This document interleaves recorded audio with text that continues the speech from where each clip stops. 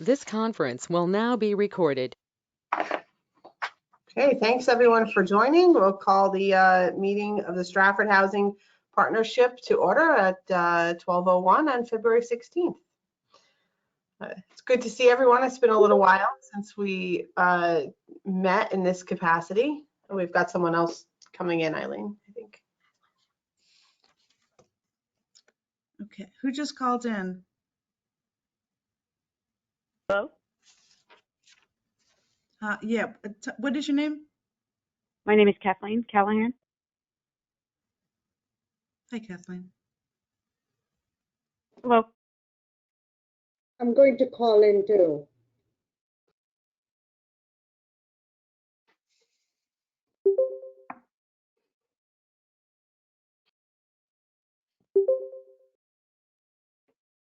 Hello, this is Desmond. Hey, Desmond. Hey, Beth. Hello. Beth. Hi, Desmond. Hi. Okay, so I think the first item on the agenda is to approve the minutes for the December 15th special meeting. Can we get a motion to approve those? Motion to approve. Thank you. And a second? Anyone? Second. Okay, second by Susmitha. All in favor? Aye. Aye. Hi. Great, thank you. Okay, next on the agenda is Plan Stratford Housing Workshop update. So I don't know, Rory or Glenn, are you, or Susmitha, are you leading that part of the discussion? This is Glenn. I'd be happy to do an overview for members of the partnership. Hello, everybody. On January 23rd, we did a housing workshop at the Baldwin Senior Center building for members of local boards and commissions. And as part of this exercise, we were really trying to dig into two particular themes that we talked about as part of preparing the housing strategies plan back in 2021, but also relevant to the plan of conservation and development. So we had about 20 something people that attended the meeting. We broke them up into tables and we asked them to participate in tasks. One task was to look at a map of Stratford, which is broken up into grids, and identify areas in Stratford that might have locational attributes which could support housing choices or options. Each table went through the exercise. It was really very interesting. Every table kind of approached it a little bit differently in terms of how they wanted to identify areas with housing possibilities. But since that meeting, the results have been tabulated, and there's a kind of distinct pattern that shows up in Stratford. Areas in and near the town center and the TOD area were felt to have locational attributes supportive of housing. And there are other areas which were also identified, sometimes specific sites such as the El Grasso site, or other areas either because of location of transit or highway infrastructure, other things that were considered to have possibilities. So we're working to create a map as part of that, which we hope will inform the POCD and provide some guidance in terms of locations in Stratford that are, again, have these locational attributes. So that's a work in progress. The next part of the meeting was kind of a visual preference slash density type of approach.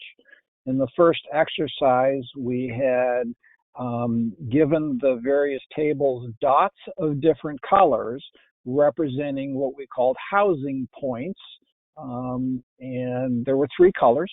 And as part of the design exercise, what we asked people was for the dots of the different colors representing different points, we had prepared a grid of 9 different existing developments in Stratford of different designs and different densities. And we asked people which of the 9 identified benchmarks, I guess we'll call them, or examples, did they feel that might be most appropriate or just appropriate for these different colored areas. And we encouraged them to think about the highest number. The pictures were numbered 1 through 9. The highest number representing the highest density that they thought might be acceptable or appropriate. And so we've started to tabulate the results on this. This is also very much a work in progress. But as you might anticipate, the dot color with the lowest points was strongly in support of the lowest density, which example, and the areas with the highest number of points did get higher up on the density chart in terms of density. But we also recognized as part of our overall group discussion that there's quite a lot of good feedback about some of the attributes of the different developments that were separate from even the density discussion. Density is just a number, right, in terms of units per acre, but there are other elements of the design which were also important. A number of people that were at the meeting and participated are on the Architectural Review Board, and we had a good discussion about their efforts to create what they're calling a lookbook, but is really to try to give guidance. And you may recall from the survey we did as part of the housing plan that the thing that the residents spoke most strongly about was the concept of the importance of design in terms of housing development. So that's kind of a quick overview of the meeting, the work that was done. We're in the process of preparing a draft chapter of the POCD to carry these results into Stratford's next 10-year POCD. So any thoughts or questions in terms of my description? Did I miss anything, Smitha or Rory? No, Glenn, I think you covered it. You have a good memory. That was great. Thank you. Thank you. I have a question. Sure. If I may, and I don't see how to raise my hand in GoToMeetings. Maybe I'll figure that out. But when you're talking about 20 people, how do you, which 20 people? I mean, it seems like that's a relatively small number, and it would really matter who's in the room there. Yeah, I understand. I think we didn't get caught up in number of people. We felt that this exercise, it was going to be very hard to involve, a broad cross-section of Stratford residents in the room. So the people that were invited were the people who work on the boards and commissions that are most dealing with this issue in Stratford. Planning Commission, the Zoning Commission, Architectural Review Board, ZBA, and took their input in terms of their knowledge of the community and their sense of what they've seen in Stratford and what they thought might be appropriate. And that's also the reason that our visual references were existing developments in Stratford. These are developments that the community has already approved that are considered either fit or not fit into the character of the community. So the information for the POCD is not meant to dictate what Stratford should do in the future, but it's to illustrate what people feel Stratford could do in the future with regard to housing, which general areas have locational attributes and which visual design features are going to address people's concerns when they hear, for example, the phrase affordable housing, that that's something that they might not like. And in fact, I think the visual imagery showed examples of what, again, people feel could work. So it wasn't meant to be a survey of all residents of Stratford. It was meant to inform the process for preparing the POCD. Sure, but my question, Glenn, with all respect, is how representative was this group of the population of Stratford? Well, I think they were Make an argument very either way. representative of the land use boards. So if the land use boards are representative of the the community, then that subset could be. But I mean, I don't want to say that the people in the room speak for everybody, but these again are the different groups that deal with this issue from a regulating permitting perspective, the people most involved and most familiar and knowledgeable. So And Glenn, I don't want to was oversell it. Yeah. Yeah, Glenn, this is Rory. I'm working on the POCD, and we did this meeting in response after doing 3 or 4. We did 3 big public workshops where we did talk about housing and other topics. So this workshop came after that and was focused specifically on the land use boards. So not really open to the broader public, but we did do those public workshops in advance of this. Okay, thank you. Could I just add a comment? What I found remarkable about that gathering was that we actually brought in what we see come before our different boards as comments from the public. What we know can be sold to the public, and what we know that we're going to continue bumping our heads up against objections. I think that we did a good job of expressing those opinions. I thought it was a very good evening, just because all the boards were very much in sync. Thank you, I Al. sent a meeting summary to all of you by email. If you want me to resend, I can resend again, but it's on the POCD webpage also, under Documents tab.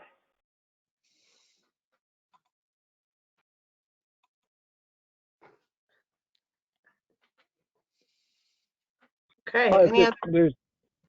Thank you, Jen. Back to you. Oh, anyone else have any questions for Glenn? Okay. Sorry, I missed that meeting. It sounded like a good one. But we'll check out the summary that Susmitha sent over. Okay.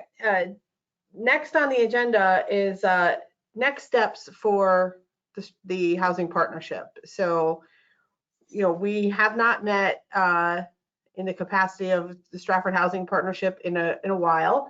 And most of you, I think, participated in the previous round where we developed some strategies that, we actually presented to planning, I think, and to the town council that was adopted. And I'm looking at the document that says 2021 to 2026, right? So we're kind of in the middle of that time period now. So it's time to revisit kind of what we proposed in that, the work that's being done on POCD, and what we want to do next. So I don't know if anybody had any thoughts to get us started on that, but happy to hear from the group. I could comment as zoning chair. We are looking very much at our existing zoning and what changes we can make that will support the Stratford Housing Partnership, what the goals are of this committee, how that translates into actual zoning. We actually are working on that as part of the POCD in the future. I should say Jay is working on that. Yeah, hi, Jay Habansky. Yeah, just to follow up on what Harold was saying, we're getting ready to go out to bid for the update of the zoning regulations. So I think that maybe one goal for the partnership may be to assist both the Planning Commission and the Zoning Commission in an update of the zoning regulations based on your expertise and study over the past few years.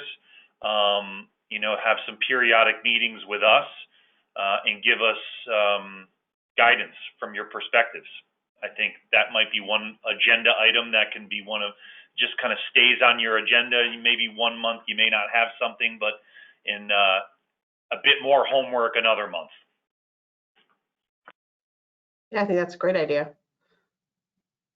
Laura, were you going to say something? I was. Go But ahead. Harold's voice is stronger than mine. Sorry. No, don't be sorry.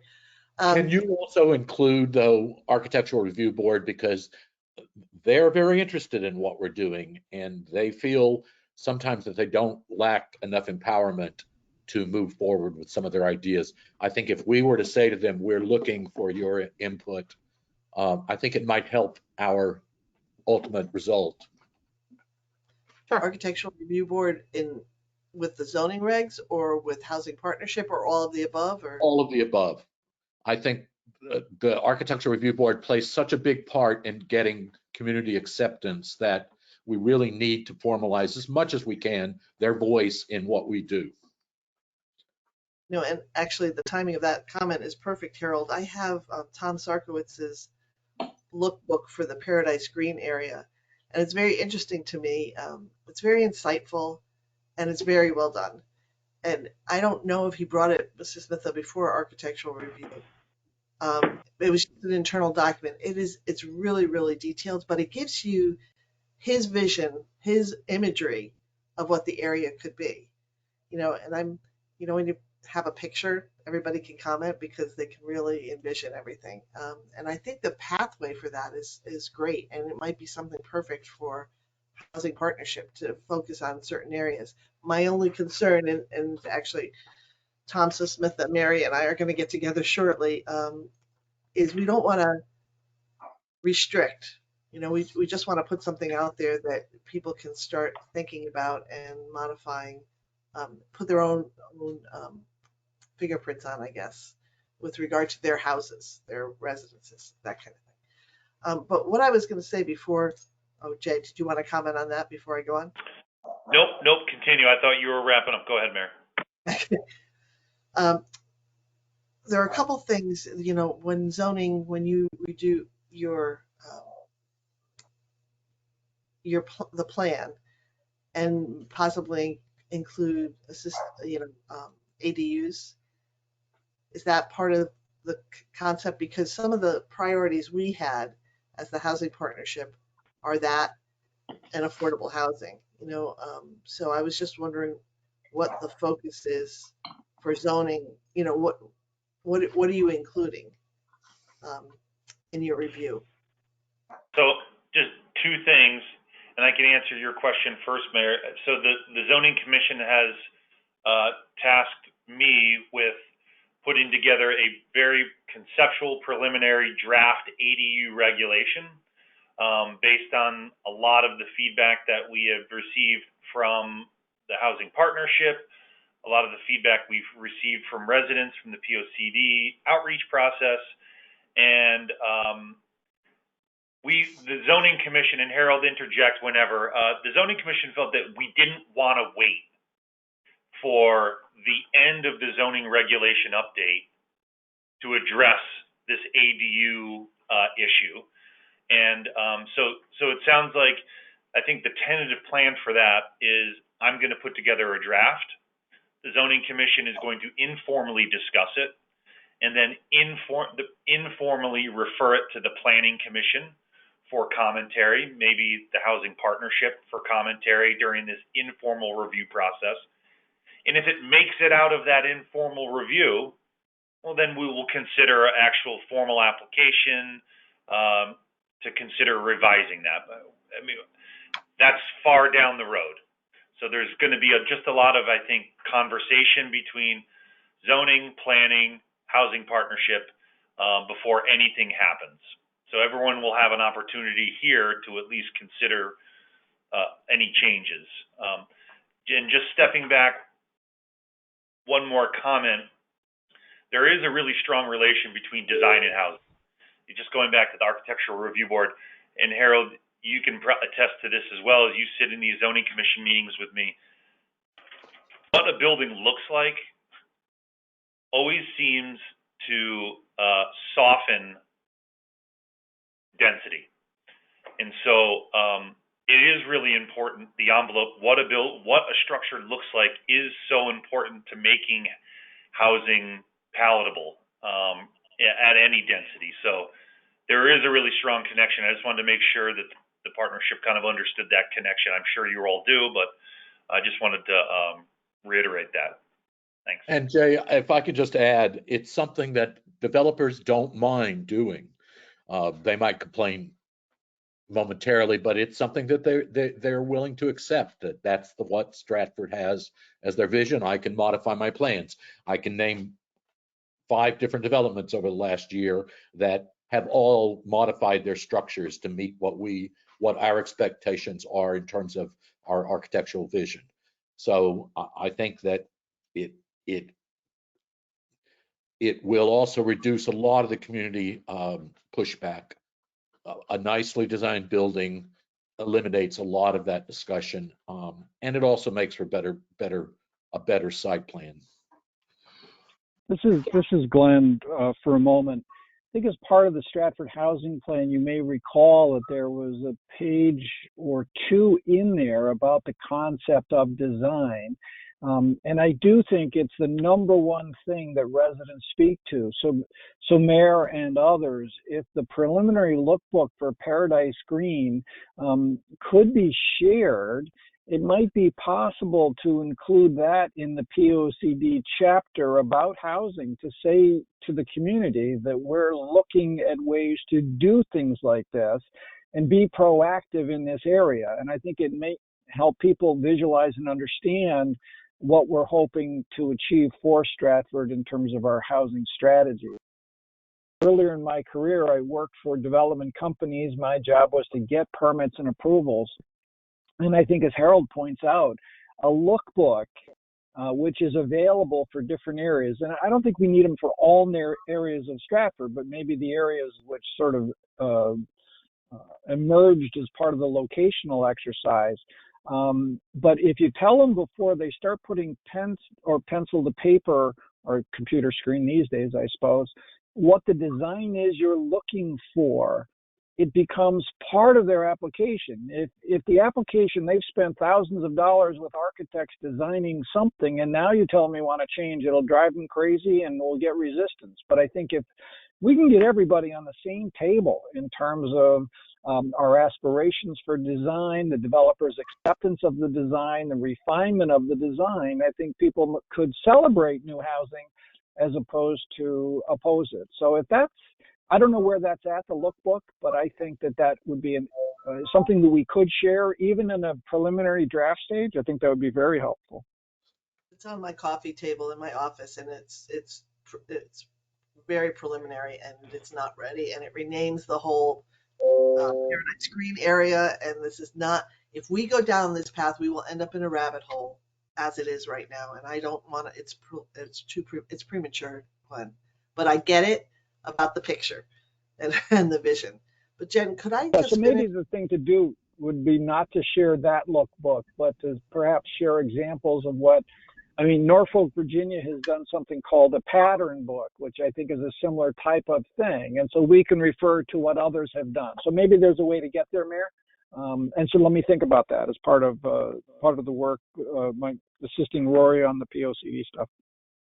Well, maybe after you guys are a little further along, which is not too far in the future, we can get together. Maybe you can join us, Glenn, with the Smith, and we just look at all this stuff anyway. But Jen, if I could, one of the other priorities for the Housing Partnership Plan was affordable housing, and Glenn mentioned CDBG, and consequently, Tara Petroselli is joining us in an ex officio manner because she's our administrator for the CDBG program. And as we have extra money, funding sources, we're going to try to focus on housing, affordable housing. We talked about it, and it was a decent part of the Housing Partnership Plan. So I wanted to make you aware. She couldn't join us today, but I wanted to make you aware of that. And then the second thing is the Fair Rent Commission. We are required by state statute by July 1st to have a fair rent commission and policies and ordinance. I'm attending a workshop tomorrow on that. One of the housing advocates that I worked with for years in Hartford is giving me some tips on things, but I would love to bring it back to this group, to the partnership, and talk about what you think, because we have such a great mix of developers and land use commissioners and staff that I think would be a really, really, really solid group to get behind this. And the council has to appoint this partnership, I think by July 1st. So, or they have to adopt an ordinance. I'm not exactly sure which way we're going with this, but I just wanted to ask what everybody thought about this part of our work. Yeah, I think that's a great topic for us to cover in a future meeting. So you just let us know when you want to do that, and we'll put it on the agenda. Thank you. Yeah, Beth, did you want to add something? Yeah, I have a comment on the ADU. I just looked at our document again that we had put together. We don't explicitly reference ADUs. I don't remember there being consensus on this committee about ADUs. So Jay, and I don't mean to put you on the spot, but when you say that you're doing things based on the feedback of this committee, in part, what feedback are you considering? Because well, I would say it was the general feedback, primarily at the direction of the zoning commission. Okay, that's a different statement though. That's not from this committee. Then I revised my statement. Sorry, Beth. Okay, that's fine. I mean, the zoning commission can do what they want, but I just want to reiterate that there is not consensus on ADUs from this committee. There was discussion, lengthy discussion, but we did not put it into the final document because we recognized we needed to change zoning in order for it to actually be effective. Right now, currently, any ADU has to go before BZA, and then it comes to us. And that we just felt like, until we rewrote some of the things to be clear about what an ADU is, that we did not want to include it in the Stratford Housing Partnership. Also, there was no consensus on the concept of it, being very worried about the unintended consequences, namely the impact on others, on people other than the actual lot owner. This is Glenn again. I just want to jump in for a second. Their ADU regulation, like Stratford, they have this regulation that allows accessory in-law unit, but it used to have an attached requirement and an owner occupancy requirement. And Milford got rid of both of those, I think, last month or 2 months ago. And after that, I received 1 or 2 phone calls from people asking if Stratford is allowing it too, because they want their granddaughter to live with them, or they want their mother to live with them.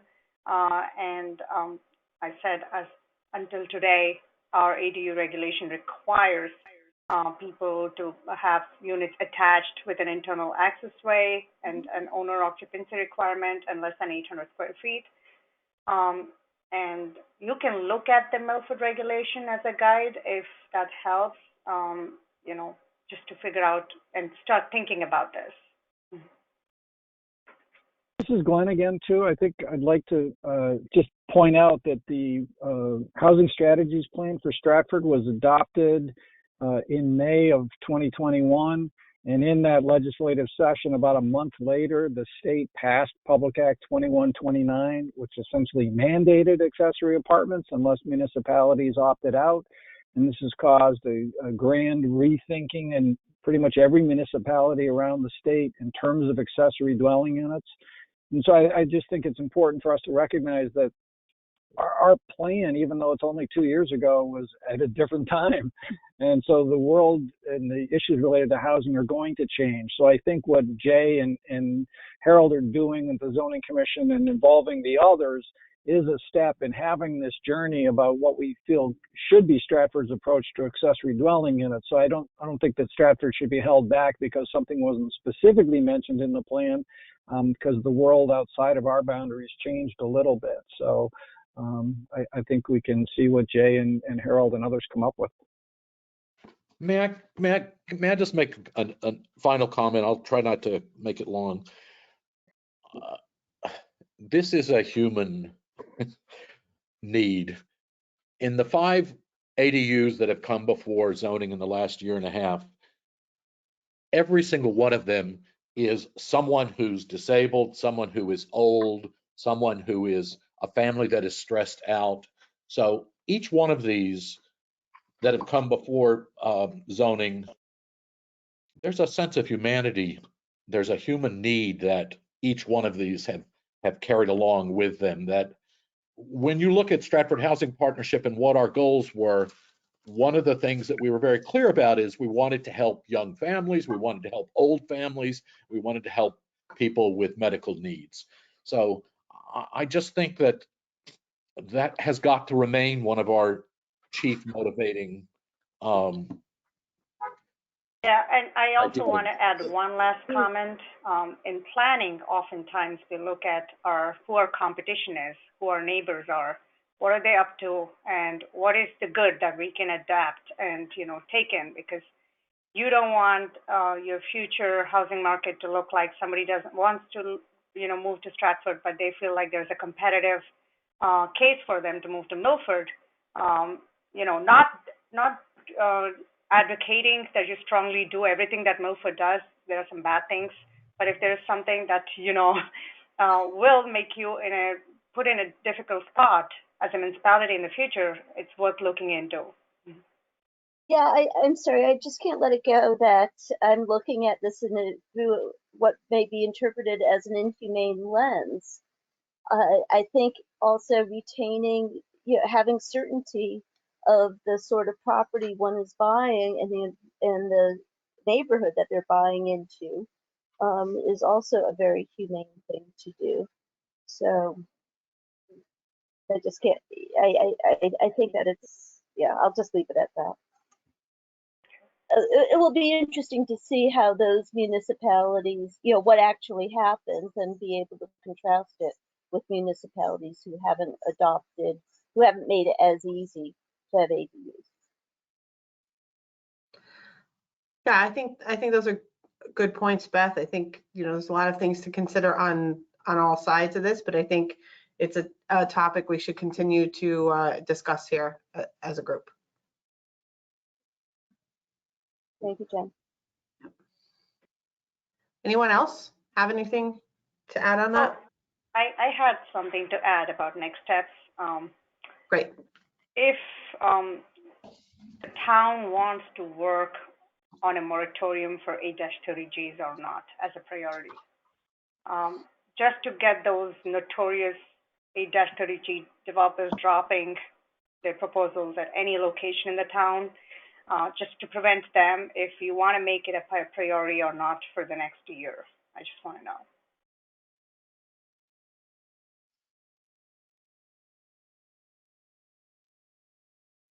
So from my perspective, I always want to be in control of our own destiny, rather, have us setting the stage and the parameters and then somebody telling us we have to because of a state statute, an unfunded mandate, whatever words you want to hear. I feel though that I think I just read something that recently, Jay, that you wrote, that we have more than 500 housing units in TOD that have been approved and that are just starting to get developed, right? So some are more along than others. I mean, I know the one on Ferry Boulevard has the pier structure and the foundations. One hasn't been started at all. We have the Christchurch property that's in TOD that's probably one of those attractive looking images that people would like to see, that you talked about on the January 23rd meeting. We also have the Center School project. So I'm trying to, Jay, help me. I don't remember in defending the town's position against an 830G application if sufficient available housing is a good defense. I don't think so.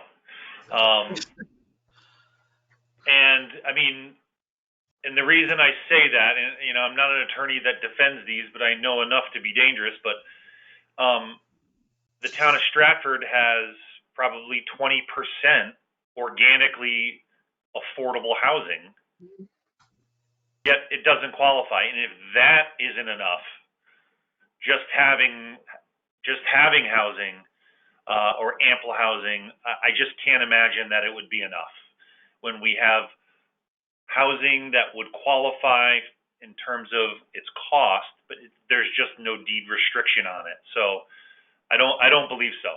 That would be my response. Yeah, and I did speak with somebody at DOH regarding this. I'm sorry, Mayor, I'll just finish this up. And she said until we have a certificate of occupancy, any units that are going to be made affordable in those TODs also would not count. And I'm afraid like the unit count is increasing, but the affordability count is not proportionately increasing. And there are steps to take right away. Like we all know what the steps are. Hire a consultant, look at which existing units could be, reclassified as being part of this 8-30G units, approach DOH with the necessary paperwork and get it on the books. And that's the first step to do that. And if this group wants to do that, then it's just putting those steps together and the implementation plan together. And that's exactly what I was going to say, Susmitha. So thank you. All right. So, I mean, to me, that sounds like something worthwhile to take on, but I guess I would like to hear from the rest of the group if you think this is something we should focus on. Well, may I ask a question? Sure. Actually, of the mayor, is this something that someone's going to have to pay the bill on doing this, I assume? Is this something that state funds will now be available? Or is this something that Stratford's going to have to find the money and create a line item for it? So there is housing money available. In fact, when we finally work through the red tape with the state for El Grasso, we would choose to access that money to do the feasibility study there, and possibly we could loop this part of the project in. CDBG is another way that we could get funding from to identify this study and really put the whole program together. I think part of our strategy might be to approach the owners of those units and see if there is something that's palatable to them, what their opposition is, what they've heard or what they don't know, maybe just the education process of it all. Joe Gresco has offered to work with us. Kevin Kelly has offered to work with us. I think Senator Gaston might be too, if he was made aware. And so we might be able to put together a plan. It may take a little while, maybe less than a year, but if we focus on it along the other things, I think it might work to our benefit. Yeah, if I may, the idea is that you would be going to the owners of naturally occurring affordable housing and asking them if a deed restriction could be put on their housing? Is that the overall approach? Yes, that's the easiest approach for DOH. It's not necessarily the only approach. And has this approach been successful in other places? I don't know anyone who has a unique setup like we do who would try this. I mean, I do know that in Milford, suspect that this was a good thing in Milford. They got the trailer. It's not called trailer park, mobile home. That was assessed as affordable or deed restricted as affordable. And that helped them to attain the moratorium initially. So what Hey, do this the is owners Glenn. get out of it? Well, this is Glenn hopping in on the conversation here for a sec. Yeah. So there are towns around the state that have offered tax advantages or tax benefits. Sometimes you can have elderly households that are struggling with the cost of housing, and so they are willing to trade a tax reduction or some other type of relief for a deed restriction. And so that is a possibility. I read about a program in Westport, Massachusetts, where they have been doing this for some time. So that's a possibility. I think the situation the mayor describes in Milford was also a situation where I think the deed restrictions were placed on the land. And I think there is that situation in Stratford where the units may just naturally sell at affordable prices because the land is in common ownership. And if the deed restriction goes on the land, then it doesn't have a material impact on the unit owners themselves. So I think there are areas for possible exploration here, and we may have opportunities that others haven't seen yet. So just add that for your thought. And just to add on to Glenn, last I checked, it was about 450 units that we need to gain as affordable in order to have a moratorium. So we're not talking about individual homeowners as much as some property that has multiple units. Oh,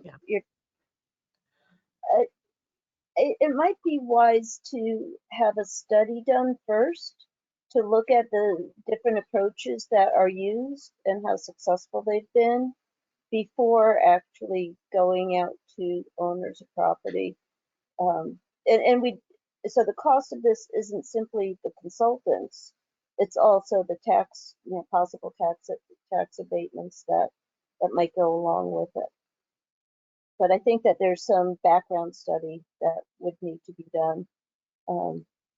So I think instead of a study, we already have a consultant working for this partnership, and I know Glenn has great knowledge. I don't want to put him in the spot, but I'm sure he can let us know what approaches are out there based on the communities that he's worked for.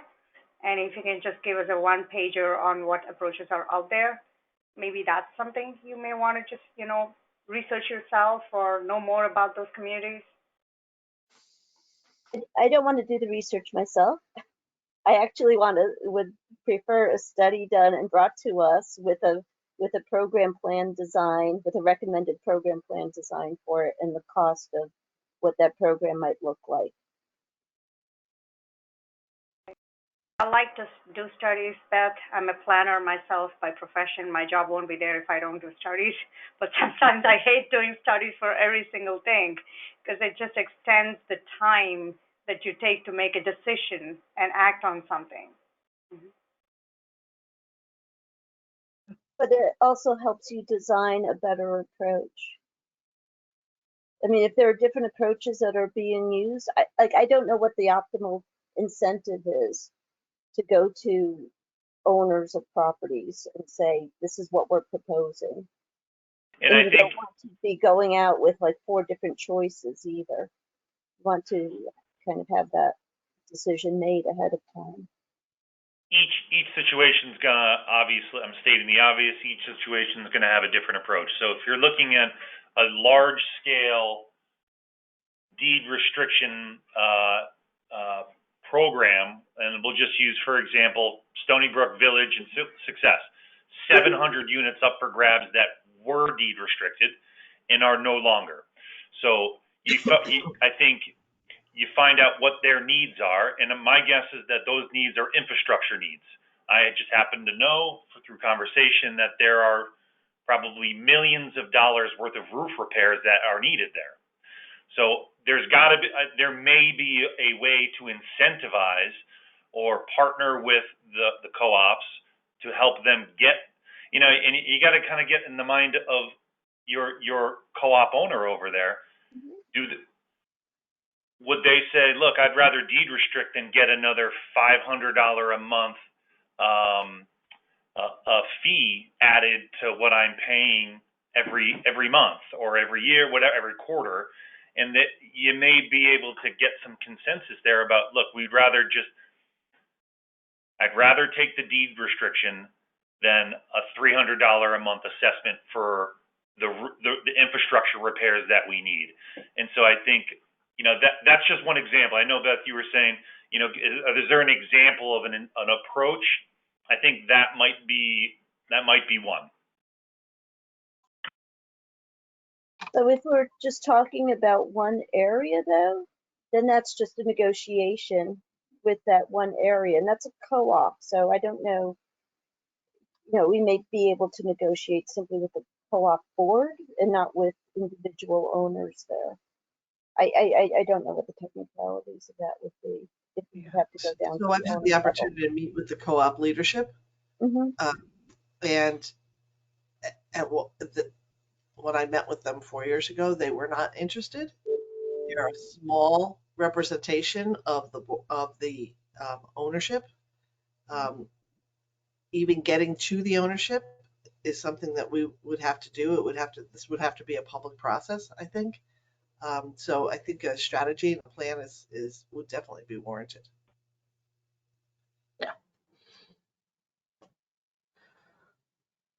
But is that all that we're thinking of? Is Stony Brook? It sounded like this was much broader. I mean, 450 is a pretty large number if you're looking at individual. You can't have individual negotiations at that level. You need to have a regular program.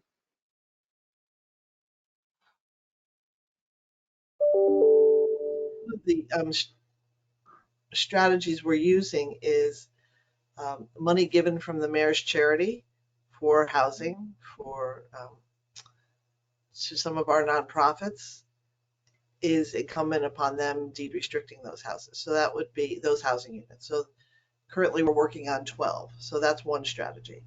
I think the co-op is another because it's large and it would give us that moratorium almost instantaneously, even though it would take us a while.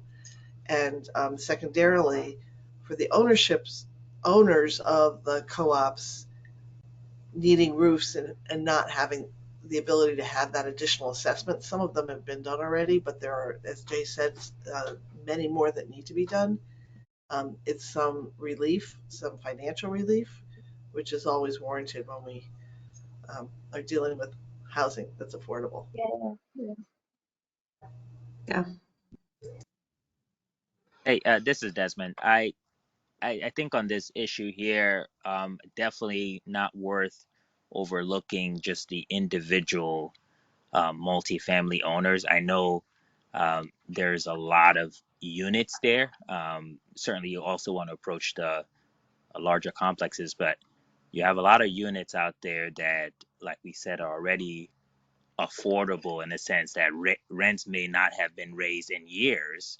Um, and if you threw a carrot at those folks to help with um, their yearly costs, they may be willing, without much negotiation, to get some more um, margins on their properties, right?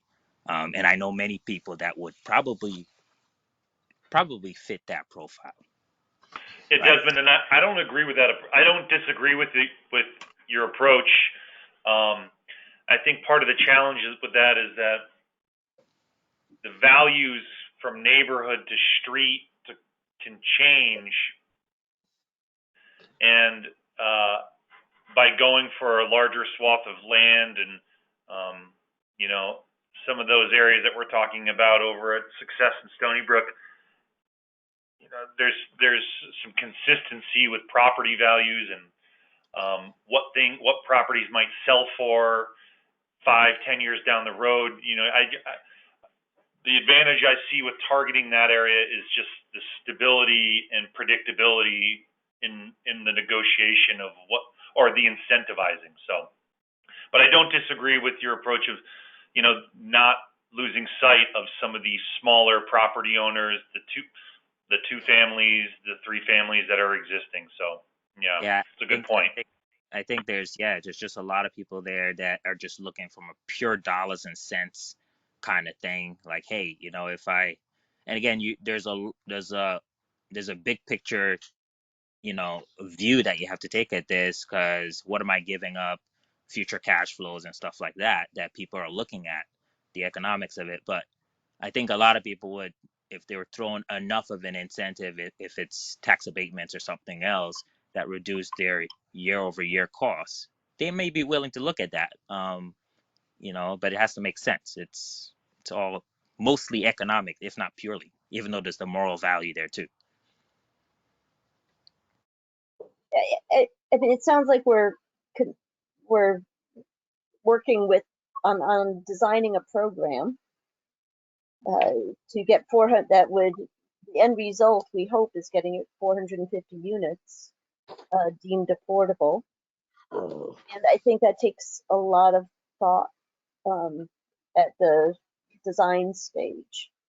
And I think all of that work in terms of reviewing what's been done in other places, seeing what strategies have been successful, figuring out what our different target populations are for the program, and what sort of incentives would might work with them. I think there's a lot of work that needs to be done before we go out with such a thing. And then also figuring out how long these the restrictions would be for. Right? You could have 10-year restrictions, 20-year, 30-year. It should be 30 years, I think, or 40 years. I'm not sure.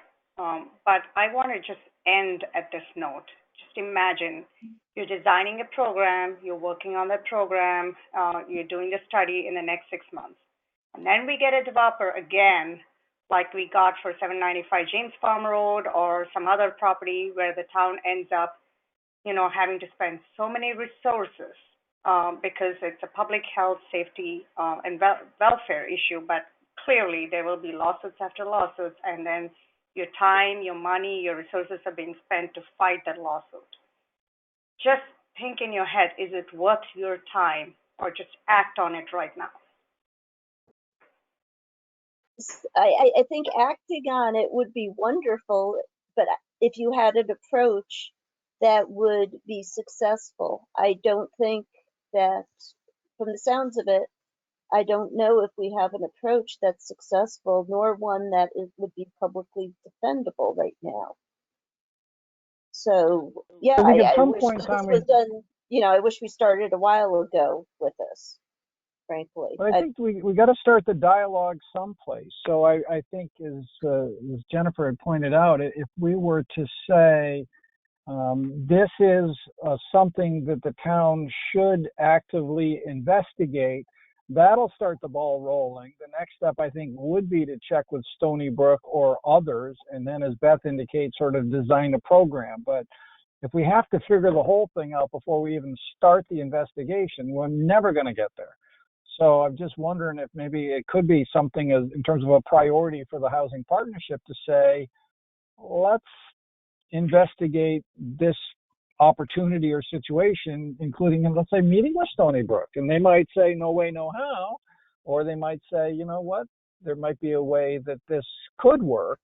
And I think there's not only a benefit from an exemption from 830G, addressing, as Harold called it, the humanitarian aspect of housing situations, which may have failing roofs, etc.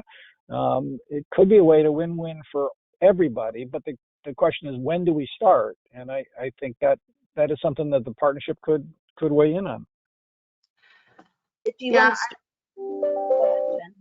Sorry, I agree with that, Glenn. I think we have to kind of just make a decision to take action, and we can be the group that helps to drive that starting point. I don't disagree, Beth. There's a ton of work and investigation that needs to be done, but we sort of need to say, okay, let's start before we can really have all of our answers. So just in the interest of everyone's time, right, we have 5 minutes left in today's meeting. I think we should definitely put this topic top of the agenda for next month's discussion. And I'll try to do some research and gather some information between now and then and bring it to the group. If anyone else has any information they want to share with the group, feel free to send that out. But I think we can put this on the top of the discussion for next month. The last piece of business that we do have to do today is vote on the upcoming meeting schedule. So Eileen distributed that to all of us. I believe this is the third Thursday of the month, and that's what we will continue with through the end of the year. So is there anybody who objects to the schedule that was sent out? Do you need a motion, Jen? I don't do it. Yes. Okay. Yes. So we need a motion to vote I'll on make that. that. To accept the schedule for 2023. And I'll second that, Harold's motion. Thank you. Thank you, Harold and Laura. Any discussion? Okay. All those in favor? Aye.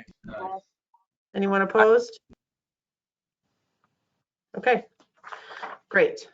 So that schedule has passed. So our next meeting is March 16th. We will talk about the affordable housing piece again, and I will, Susmitha, maybe I'll connect with you and we can see what we can put together for that discussion. And then Mayor, if you're ready then to discuss the rent commission, we could do that as well, or we could do it in the following meeting, whatever you prefer. Okay. Does anyone have anything else? Hey, I just have a question. Tactically, as far as moving on some of the issues that we had in our strategic, um, I guess, the output of our efforts a couple of years ago, Yeah. how do we take ownership of that? Can we have maybe 2-3 person teams that are moving the ball forward on ADUs and a couple of these other items that we've identified? Even while we continue to touch on them every month. Could I add another question to that? Rory, when you do the new POCD, will we still have a separate chapter of affordable housing or housing? Yeah, it will be housing, Glenn. I mean, sorry, not Glenn, Harold. Yeah, it'll have its own separate house chapter. And this will all be incorporated into housing? Yes, yep, that's why I'm kind of sitting on these and just making sure that I'm kind of listening in and working very closely with Glenn and Susmitha and you all as well.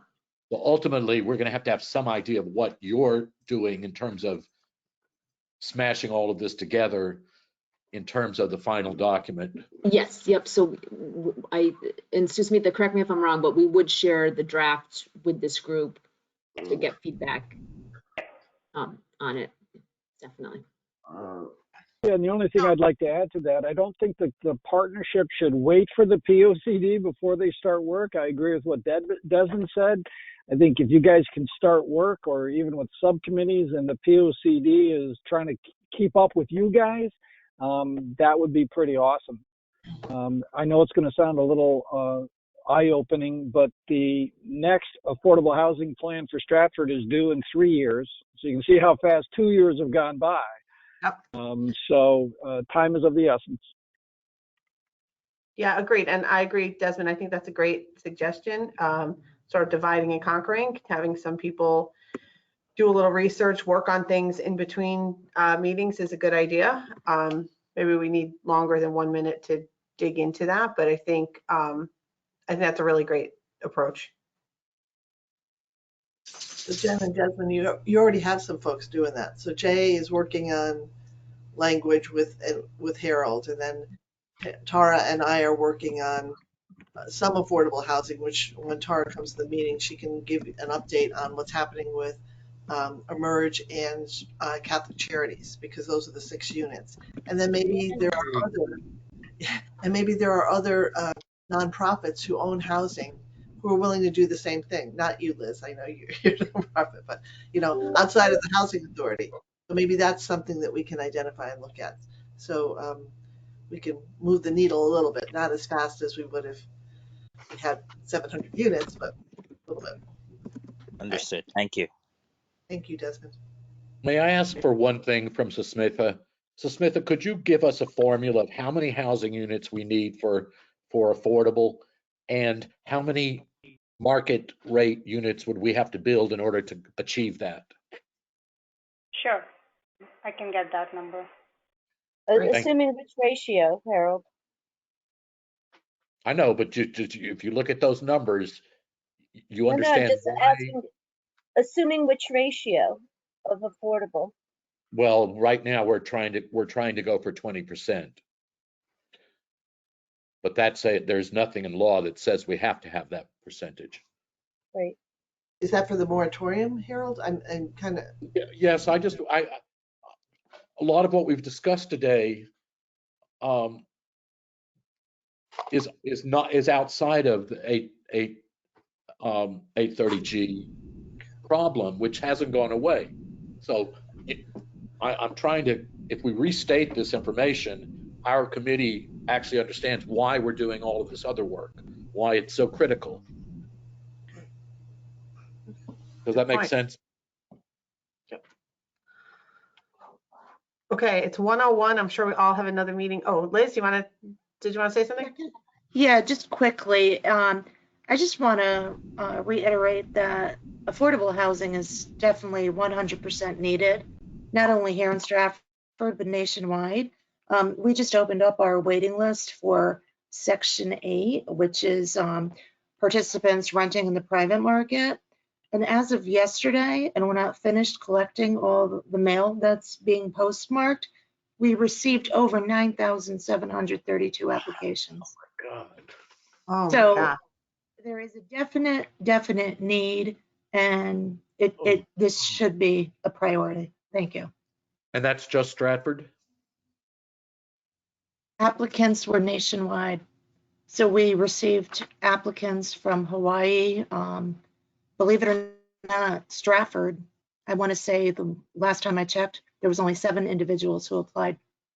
Everything else came from different states: New York, New Jersey, Pennsylvania, Maryland, Hawaii, Puerto Rico. It's unbelievable. So it's Wow. not only affecting our community, it really is affecting the whole country. So, Wow.